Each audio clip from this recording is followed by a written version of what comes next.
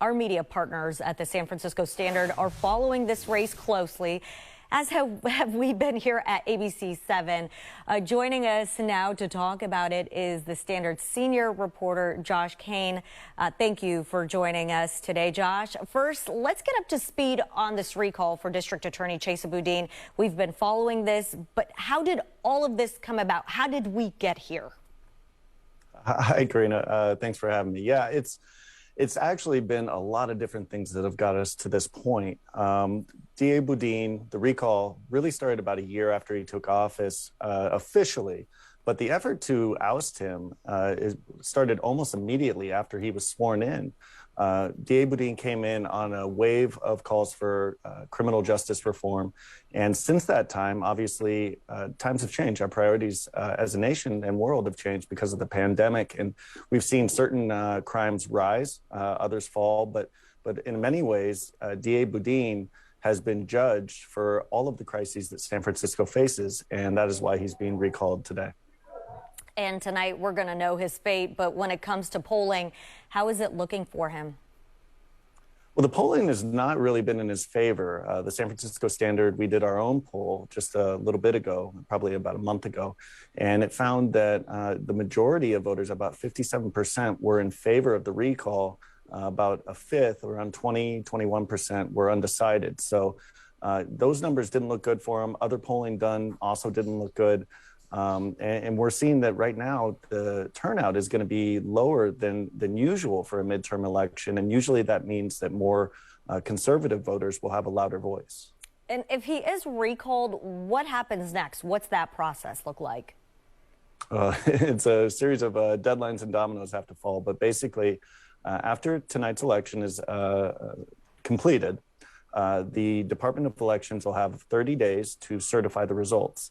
Once those results are certified, then the Board of Supervisors need to call a meeting and declare the results. The Mayor London Breed would then have to wait at least 10 days after the declaration to make an appointment. And then the appointment process is really a political decision that is up to her. But I spoke with John Arntz of the Department of Elections, and he assured me that there will be another election for a permanent DA this November. Okay, so 10 days after that 30-day period, that's as soon as Mayor Breed can appoint an interim district attorney, is that right? Yeah, that's right. So we're looking somewhere in like early mid-July is when a appointment would be expected if the recall succeeds. Okay, so do you think the residents of San Francisco will see a big difference with a different DA in terms of crime, homelessness, the drug problem, all those issues that Chesa Boudin has been criticized for, I guess? You know, I think you're going to see differences in the way that certain cases are charged and the way that the DA's office recommends sentencing punishments if the recall succeeds. But when we're talking about the crises that San Francisco's facing, these are, decades-long problems. Homelessness, drug addiction, our housing crisis. When it comes, crime by and large has been falling for decades in San Francisco, but there's also been a real spike in hate crimes targeting the Asian American and Pacific Islander community. And those concerns are real. And so with a new DA, there could be policies that could change. But if anyone's expecting that a recall of DA Boudin is going to suddenly create this panacea in San Francisco where all of our problems go away, I think that's fool's gold. And Josh, this has been watched on a national scale. Why is that?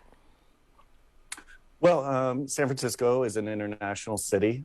We are considered to be one of the most progressive places in the world. So no doubt we tend to make national headlines and global headlines when things happen here. However, DA Chesa Boudin is a very unique individual. His life story and his parents being incarcerated for a deadly robbery, the fact that he has very progressive policies and spent time, going to Venezuela and working for a late president there, and really just kind of the policies that he has pushed has made him a really unique individual that has just garnered a lot of vitriol from the conservative right. And so I think that's very much fueled this. But San Francisco is just kind of interesting, so I guess that's why we got all the attention. Yeah, we're watched for that and for many other reasons. All right, Josh Koehn, thank you so much for your time. We, of course, will have the results of that very interesting, important race tonight after the polls close at 8 o'clock. So make sure you tune in for that. Thank you, Josh. Appreciate it.